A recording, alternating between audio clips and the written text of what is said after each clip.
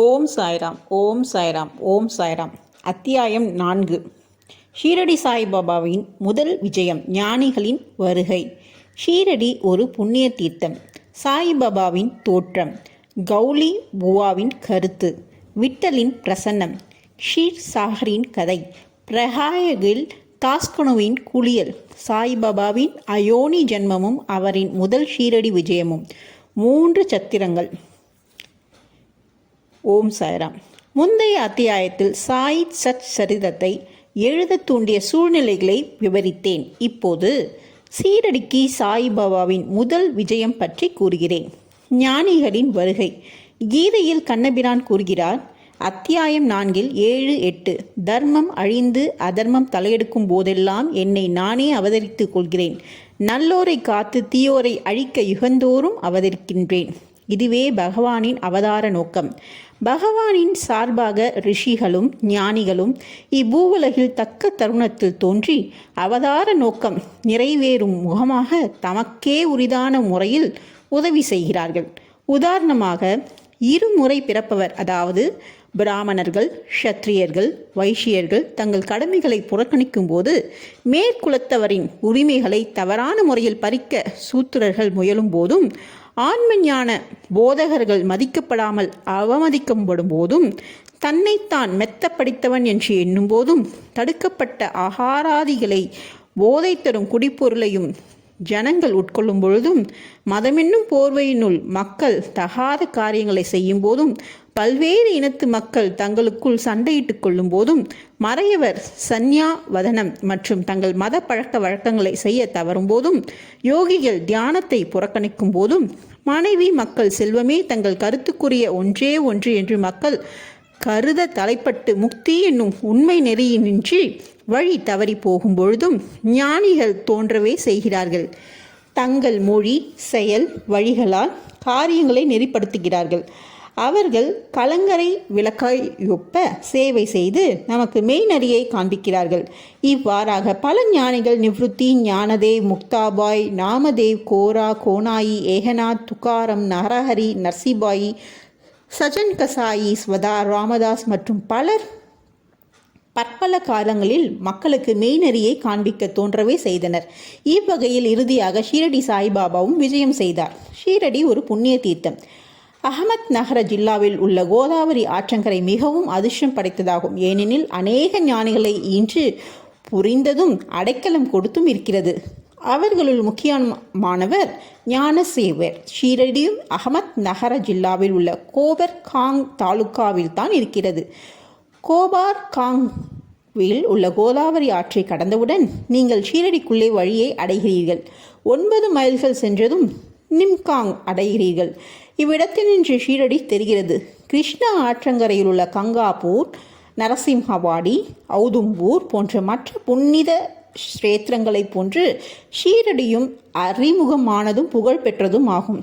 தாமாஜி செழித்து விளங்கியதும் ஆசீர்வதித்ததுமான பண்டரிபுரத்துக்கு அருகிலுள்ள மங்கள் வேடாவை போன்றும், ஸ்மர்த்த ராம்தாஸ் சஞ்சன் கட்டில் விளங்கியதை போன்றும், நரசிம்ம சரஸ்வதி நரோவாச்சி வாடியில் விளங்கியதை போன்றும் சாய்நாத் ஷீரடியில் செழித்து விளங்கி அத்தை வாழ்த்தினார். சாய்பாபாவின் சத்வ குணரூபம். சாய்பாபாவினால் ஷீரடி முக்கியத்துவம் பெற்றது. சாய்பாபா எத்தகைய பண்புள்ளவர் என்பதை காண்போம். கடப்பதற்கு மிகவும் கடினமான இக வாழ்வை அவர் வென்றார். சாந்தி அல்லது மன அமைதியே அவரின் அலிங்கலன். விவேகத்தின் பெட்டகம். அவர் வைணவ அடியார்களின் தாயகமாவார். அவர் கர்ணனை ஒப்ப வள்ளல்களுள் எல்லாம் தலை சிறந்த வள்ளலாக விளங்கினார். சாராம்சம் அனைத்தினின்றும் பெற்ற சாராம்சமாக இருந்தார். அவருக்கு அழியும் பொருள்கள் மீது ஆசை இல்லை. அவருடைய ஒரே ஈடுபாடான ஆன்ம உணர்விலேயே எப்போதும் கவரப்பட்டார். இவ்வுலக பொருள்களிலோ அல்லது இவ்வுலகத்தை கடந்தவற்றிலோ அவர் மகிழ்ச்சி அடையவில்லை. அவரின் அந்தரங்கம் ஒரு கண்ணாடி போன்று தூய்மையானது. அவரின் மொழிகள் எப்போதும் அமுதத்தை பெய்தன. பணக்காரர், ஏழை யாவரும் அவருக்கு ஒன்றே. புகழ்ச்சி, இகழ்ச்சி இவற்றை அவர் அறிந்திருக்கவில்லை அல்லது மதிக்கவில்லை. அவரே எல்லா உயிர்களுக்கும் இறைவனாவார். அவர் சரளமாக பேசி அனைவருடனும் பழகினார். நடிப்பையே தொழிலாக கொண்ட குமரிகளையும் நடிப்பையும் நாட்டியத்தையும் கண்டார். கஜல் பாடல்களை தெம்மாங்கு கேட்டார். ஆயினும் இம்மி அளவும் சமாதி நிலையிலிருந்து அவர் விலகவில்லை. அல்லாவின் நாமம் எப்போதும் அவர் நாவில் இருந்தது. இவ்வுலகம் விழித்திருக்கும் போது அவர் தூங்கினார். இவ்வுலகம் தூங்கும்போது அவர் சுறுசுறுப்பாயிருந்தார். ஆழ்ந்த கடலையொப்ப அவர் மனம் அமைதியாயிருந்தது. அவரது இருப்பிடத்தை தீர்மானித்த இயலாததாயிருந்தது மற்றும் அவர் செய்கைகள் நிச்சயமாக தீர்க்கப்பட இயலாததாயிருந்தது. அவர் ஓரிடத்தில் வாழ்ந்தார். எனினும் இவ்வுலகின் நடவடிக்கைகள் அனைத்தையும் அவர் அறிவார். அவரின் தர்பார் கவர்ச்சிகரமானது. தினந்தோறும் நூற்றுக்கணக்கான கதைகளை திருவாய் மலர்ந்தார்.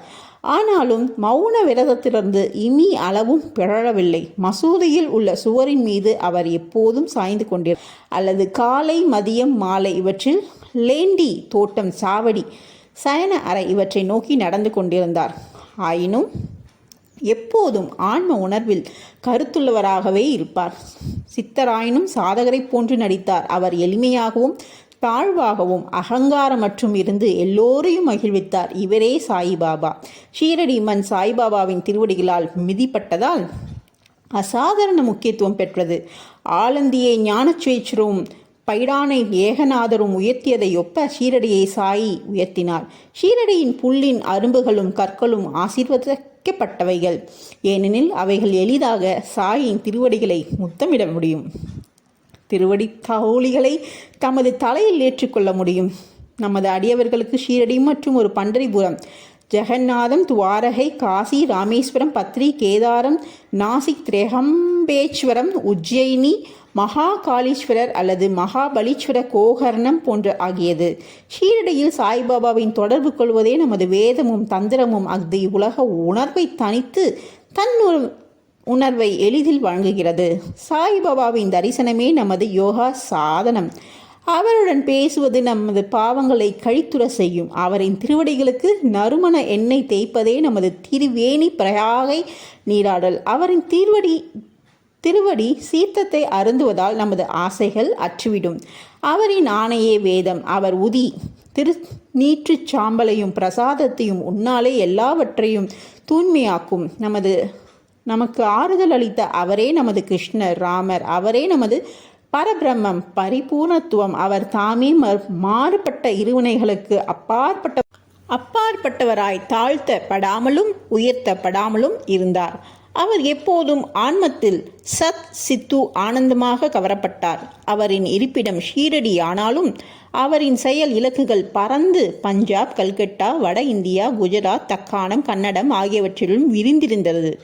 இவ்வாறாக திக்கெட்டும் நெடுந்தூரம் சாயின் புகழ் பரவி எல்லா பகுதிகளிலிருந்தும் அடியவர் திருக்கூட்டம் அவரின் தரிசனத்தையும் ஆசீர்வாதத்தையும் பெறுவதற்காக வந்தது. அவருடைய தரிசனம் ஒன்றினாலேயே மக்களின் மனம் சுத்தமாக இருப்பினும் இல்லாவிட்டாலும் கணத்தில் அமைதியடையும். பண்டரிபுர விட்டல் ரகுமாயை சேவித்த அதே ஈடு இணையற்ற மகிழ்ச்சியை அவர்கள் பெற்றார்கள். இது மிகையாகாது. இது போன்ற ஓர் அடியவர் சொல்வதை எண்ணுங்கள். கௌலிபுவாவின் பிரகடனம். ஏறக்குறைய 95 வயதுடைய கௌலிபுவா என்னும் ஒரு பக்தர் பண்டரிபுரத்துக்கு வருடந்தோறும் சென்று வருவார்.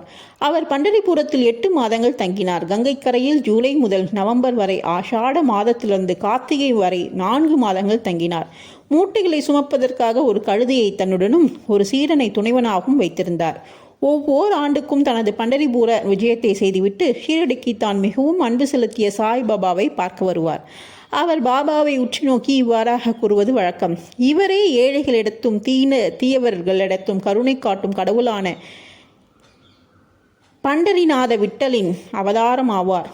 கௌலிபுவா விட்டலின் முதிய அடியவர். பண்டரிக்கு அநேக முறை விஜயம் செய்தார். சாய்பாபா பண்டரிநாதரே என்பதை பிரகடனம் செய்தார். விட்டல் தாமே தோன்றினார். இறைவனது நாமத்தை நினைத்து கொண்டிருத்தலிலும் பாடுதலிலும் சாய்பாபா மிகவும் விருப்பமுள்ளவர். அவர் எப்போதும் அல்லாஹ் மாலிக், இறைவனே எஜமானன் என்றும் மற்றும் தமது முன்னிலையில் மற்றவர்களை கடவுளது நாமத்தை இரவும் பகலும் தொடர்ந்து 7 நாட்கள் பாடும்படி செய்தார். இதற்கு நாம சப்தம் என்று பெயர். ஒருமுறை அவர் தாஸ்கனு மகாராஜை நாம சப்தம் செய்யும்படி சொன்னார்.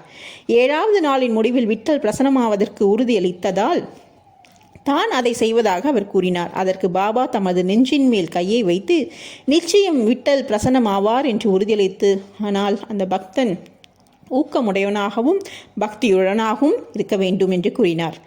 தாகூர்நாத்தின் தங்கபுரி, தகூர் விட்டலின் பண்டரி, ரன்சோடின் கிருஷ்ணனின் துவாரகை எல்லாம் எங்கே ஷீரடியில் இருக்கின்றன. துவாரகையை பார்க்க எவரும் வெகு தூரம் செல்ல வேண்டியதில்லை. இவ்வாறாக அன்பாலும் பக்தியாலும் பக்தன் பொங்கி கொண்டிருக்கும் போதுதான் விட்டல் தாமே இங்கு ஷீரடியில் பிரசனமாவார்.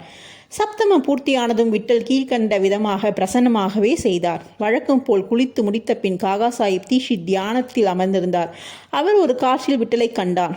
மத்தியானம் பாபாவின் தரிசனத்துக்காக சென்றபோது பாபா ஐயமர அவரை நோக்கி, விட்டல் பாடியில் வந்தாரா, நீர் அவரை கண்டீரா என்று விளையாட்டு பிள்ளை போன்றவர் அவர் உறுதியாக பற்றிக்கொள்ளும் இல்லாவிடில் நீர் சிறிதே கவனக்குறைவாக இருப்பின் தப்பித்திடுவார் என கூறினார். இது காலையில் நிகழ்ந்தது. மத்தியானம் மற்றொரு விட்டல் தரிசனம். வெளியிலிருந்து ஒரு ஹக்கர் 25 அல்லது 30 விட்டோப படங்களை விற்று கொண்டு வந்தான். காகா சாஹிப்பின் காட்சியில் தோன்றிய உருவத்துடன் அப்புடம் ஒத்து இருந்தது. அதை கண்டதும் பாபாவின் மொழிகளை நினைவு கூர்ந்து காகா சாஹிப் தீஷித் ஆச்சரியப்பட்டு மகிழ்ச்சியுற்றார். ஒரு படத்தை வாங்கி தனது பூஜை அறையில் வழிபாட்டுக்காக வைத்தார். பகவந்த்ராவ் ஷீர்சாகரின் கதை பாபா விட்டல் வழிபாட்டில் எவ்வளவு ஆர்வமுள்ளவர்கள் இருந்தார் என்பதை எடுத்து காட்டுகிறது. பகவந்த்ராவின் தந்தையார் விட்டோபாவின் பக்தர் பண்டரிபுரத்துக்கு வருடாந்திர பயணம் செய்யும் பழக்கமுடையவர்.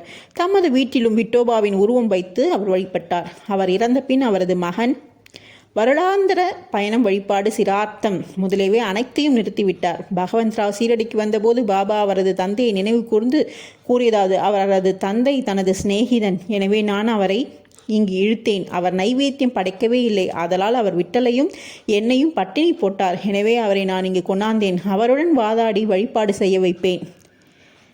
அடுத்ததாக தாஸ்கனுவின் பிரயாகை குளியல். கங்கையும் யமுனையும் சந்திக்கும் இடத்தில் உள்ள பிரயாகை என்னும் புண்ணிய நதியில் ஸ்நானம் செய்வது மிகவும் பாக்கியமானது என்று இந்துக்கள் நினைக்கிறார்கள். ஆயிரக்கணக்கான யாத்திரிகள் குறிப்பிட்ட காலங்களில் புண்ணிய ஸ்தானத்திற்காக இவ்விடம் செல்கிறார்கள். ஒருமுறை தாஸ்கனு தான் ஸ்நானம் செய்வதற்காக பிரயாகை போக வேண்டும் என்று நினைத்தார். பாபாவிடம் அங்கனமே செய்வதற்கு அனுமதி வேண்டி வந்தார். பாபா அவருக்கு பதில் சொல்லியதாவது, அவ்வளவு தூரம் போக வேண்டிய அவசியமில்லை. நமது பிரயாகை இங்கேயே இருக்கிறது. என்னை நம்பு என்றார். அப்போது ஆச்சரியத்திலும் ஆச்சரியம். தாஸ்கனு தனது தலையை பாபாவின் அடிகளில் வைத்ததும் கங்கை, யமுனை ஆறுகளின் புனித நீர் பாபாவின் 2 கார்கட்டை விரல்களிலிருந்து ஒழுங்காக வெளிப்பட்டது. இவ்வாச்சரியத்தை கண்ணுற்ற தாஸ்கனு ஆழ்ந்த மரியாதை உணர்ச்சியால் பெரிதும் கவரப்பட்டார். அவர் கண்கள் நீரால் நிறைந்தன. அந்தரங்கத்தில் அவர் உணர்ச்சியால் உந்தப்பட்டார். அவருடைய பேச்சு பாபாவின் புகழையும் அவரின் லீலைகளையும் குறிப்பிடும் கவிதையாக பொங்கி வெளிப்பட்டது. சாய்பாபாவின் அயோனின் ஜென்மமும் அவரின் முதல் ஷீரடி விஜயமும். சாய்பாபாவின் பெற்றோர் பிறந்த இடம் அவற்றை பற்றி ஒருவருக்கும் தெரியாது. பல விசாரணைகள் செய்யப்பட்டன. பாபாவிடம் மற்றவரிடம் பல கேள்விகள் கேட்கப்பட்டன. ஆனால் திருப்தியான பதிலோ செய்திகளோ இதுவரை கிடைக்கவில்லை. வழக்கத்தில் இவைகளை பற்றி நமக்கு ஒன்றும் தெரியாது. சாதாரண மனிதர்களை ஒப்ப நாமதேவர், கபீர் முதலியோர் பிறக்கவில்லை. அவர்கள் சிசுக்களாக முத்துகளின் தாயினிடத்தில் ஆற்றில் காணப்பட்டார்கள். நாமதேவ் குணாயினால் பீமரதி ஆற்றிலும், கபீர் தமால் என்பவரால் பாகீரதி ஆற்றிலும் கண்டெடுக்கப்பட்டார்கள். சாய்பாபாவின் விஷயமும் அதை ஒத்ததாகும். பக்தர்களுக்காக ஒரு வெப்ப மரத்தில் 16 வயது இளைஞனாக தாமே முதலில் தோன்றினார். அப்போதே பிரம்ம ஞானத்தால் நிரம்பியவராக காணப்பட்டார். கனவிலும் இவ்வுலக பொருள்களின் ஆசை அவருக்கு இல்லை. மாயை அவர் உதைத்து தள்ளினார். முக்தி அவர் தம் காலடியில் பணி செய்தது. ஷீரடியை சேர்ந்தவரும் நானா சாபித்தோரின் தாயாரும் ஆகிய ஒரு பாட்டி அவரை கீழ்கண்ட விதமாக வர்ணிக்கிறார். அழகும் சுறுசுறுப்பும் மிகுந்த சுந்தரமும் உடைய இவ்விளைஞன் முதலில் வேப்ப மரத்தின் அடியில் ஆசனத்தில் அமர்ந்திருந்தவாறு காணப்பட்டார். அக்கிராமத்து மக்கள் இத்தகைய இளம் வயது உடையவன் வெப்பத்தையோ குளிரையோ பொருட்படுத்தாது அத்தகைய கடின பயிற்சி பழகுவதே கண்ணுற்று ஆச்சரியத்தால் தாக்கப்பட்டனர். பகலில் ஒருவருடனும் பழகுவதில்லை, இரவில் ஒருவருக்கும் அஞ்சுவதில்லை. இவ்விளைஞன் எங்கிருந்து வந்தான் என்று மக்கள் ஆச்சரியப்பட்டு கேட்டுக்கொண்டனர். ஒரு சாதாரண கவனிப்பே அவன் மீது எல்லோரும் அன்பு கொள்ளும் அளவிற்கு அவனுடைய உருவாம்சங்கள் எல்லாம் அத்தகைய சுந்தரம் பொருந்தியதாக இருந்தது. அவன் ஒருவர் வீட்டிற்கும் செல்வதில்லை. எப்போதும் வேப்ப மரத்தடியிலேயே உட்கார்ந்திருந்தான். வெளித்தோற்றத்துக்கு இளைஞனாக காணப்பட்டான். ஆயினும் அவன் செய்கைகள் அவன் உண்மையிலேயே ஒரு பரமாத்மா என்பதை வெளியிட்டன. அவன் வேண்டுதல் வேண்டாமையின் பரம்பொருளாகவும் அனைவருக்கும் ஒரு மர்மமாகவும் இருந்தான். ஒரு நாள் கண்டோபா கடவுள் ஒரு அடியவனிடம் சாமி பிடித்தது. ஜனங்கள் அவரை தெய்வமே இளைஞனின் தந்தையார், அவன் எப்போது வந்தான் என்பதை நீர் தயவு செய்து விசாரியும் என்று கேட்க துவங்கினர். கண்டோபா அவர்களை ஒரு மண்வெட்டி கொணார சொல்லி ஒரு குறிப்பிட்ட இடத்தை தோண்ட சொன்னார். அங்கனமே தோண்டப்பட்டது. செங்கற்கள் காணப்பட்டன. அதற்கடையில் சமதளக்கல் ஒன்று இருந்தது. இந்த கல் அப்புறப்படுத்தப்பட்டதும் ஒரு நிலை கதவு தெரிந்தது. அதில் 4 சமை விளக்குகள் எரிந்து கொண்டிருந்தன. அது ஒரு நிலவறைக்கு அழைத்து சென்றது. அதில் பசுமுக உருவத்தில் ஜெபம் செய்யும் பைகள், மரப்பலகைகள், ஜெபமாலைகை முதலியவை காணப்பட்டன. கண்டோபா கடவுள் கூறியதாவது: இவ்விளைஞன் இங்கு 12 ஆண்டுகளாக பயிற்சி செய்தான். பிறகு ஜனங்கள் அவ்விளைஞனிடம் இதை பற்றி கேட்க துவங்கினர். அவன் அவர்களை திசை திருப்பி அது தன்னுடைய குருவினிடம் என்று, அவருடைய புனிதமான வதன் என்றும் அதை நன்றாக பாதுகாக்கும்படி வேண்டிக் கொண்டான். ஜனங்கள் அப்போது கதவை முன்பிருந்தபடியே மூடிவிட்டனர். அரச மரமும் அத்தி மரமும் புனிதமாய் இருப்பது போல பாபாவின் வேப்ப மரத்தையும் அதே அளவில் புனிதமாக கருதி அதையே பெரிதும் விரும்பினர். மஹால் சாபதியும் மற்ற அடியவர்களும் இவ்விடத்தில் பாபாவின் குருநாதர் சமாதி அடைந்த இடமாக கருதி சாஷ்டாங்க நமஸ்காரம் சரணம் செய்தனர். 3 வாடாக்கள் வேப்பமரம் இருக்கும் இடம், அதை சுற்றியுள்ள இடமும் திரு ஹரி விநாயக சாடை அவர்களால் வாங்கப்பட்டு சாடாயின் வாடா என்ற பெயரில் ஒரு பெரும் கட்டிடமும் எழுப்பப்பட்டது. அங்கு திரண்ட புனித யாத்திரிகைகளுக்கு அது ஒன்றே தங்கும் இடமாயிருந்தது. ஒரு பார் மேடை வேப்ப மரத்தை சுற்றி கட்டப்பட்டது. தங்கும் இடமும் படிக்கட்டுகளும் அமைக்கப்பட்டது. படிக்கட்டுகளின் நடுவில் ஒரு இருப்பிடம் இருக்கிறது. பக்தர்கள் அம்மேடையில் வடக்கு நோக்கி அமர்கிறார்கள். வியாழன், வெள்ளிக்கிழமை மாலை நேரத்தில் அங்கு வாசனை பொருள்களை எரிப்பவர்கள் கடவுள் கிருபையால் மகிழ்ச்சியுடன் இருப்பர். இந்த வாடா பழமையானது, உதிர்ந்து கொட்டும் தன்மையுடையதாகவும் பழுது பார்க்க வேண்டியதாகவும் இருந்தது. தற்போது தேவையுள்ள பழுது பார்க்க வேண்டியவைகள், சேர்க்க வேண்டியவைகள், மாறுபாடுகள் எல்லாம் சமஸ்தானத்தால் செய்யப்பட்டன. சில ஆண்டுகளுக்கு தீக்ஷித் என்ற பம்பாய் வக்கீல் இங்கிலாந்து சென்றிருந்தார். அங்கு நேர்பட்ட ஒரு விபத்தில் தனது காலை முறித்து கொண்டார். இக்காயம் எந்த விதத்திலும் குணப்படும் வழியை காணவில்லை. நானா சாஹிப் சான்றோர்கள் சாய்பாபாவின் முயற்சிக்கும்படி அறிவித்தனர். எனவே அவர் 1909 சாய்பாபாவை கண்டு தனது கால் ஊனத்தை விட தனது மன ஊனத்தை குணமாக்கும்படி வேண்டிக் கொண்டார். சாய்பாபாவின் தரிசனத்தால் மகிழ்ச்சியுற்று ஷீரடியிலே தங்கிவிட முடிவு செய்தார். எனவே தனக்காகவும் அடியவர்களுக்காகவும் ஒரு வாடாவை எழுப்பினார். 10/12/1910 இக்கட்டிடத்திற்கு அஸ்திவாரம் இடப்பட்டது. இந்த நாளில் மற்ற 2 முக்கிய சம்பவங்கள் நிகழ்ந்தன. திரு தாதா சாஹிப் காபர்டே தனது வீடு திரும்புவதற்கு அனுமதி அளிக்கப்பட்டார். சாவடியில் இரவு ஆர்த்தி தொடங்கியது. இந்த வாடா கட்டி முடிக்கப்பட்டு 1911 ராமநவமி தினத்தில் உரிய மரியாதைகளுடன் சம்பிரதாயங்களுடன் பிரவேசம் செய்யப்பட்டது. நாக்பூரை சேர்ந்த புகழ்பெற்ற லட்சாதிபதியான திரு பூட்டி அவர்களால் மற்றொரு வாடா அல்லது அரண்மனை மாளிகையும் எழுப்பப்பட்டது. ஏராளமான பணம் இக்கட்டிடத்துக்கு செலவிடப்பட்டது. ஏனெனில் சாய்பாபாவின் உடல் இவ்விடத்தில் தான் அடக்கம் செய்யப்பட்டிருக்கிறது. இது தற்போது சமாதி மந்திர் என வழங்கப்படுகிறது. இவ்விடத்தில் முன்னர் பாபா தண்ணீர் விட்டு கவனித்து வந்த ஒரு தோட்டம் இருந்தது.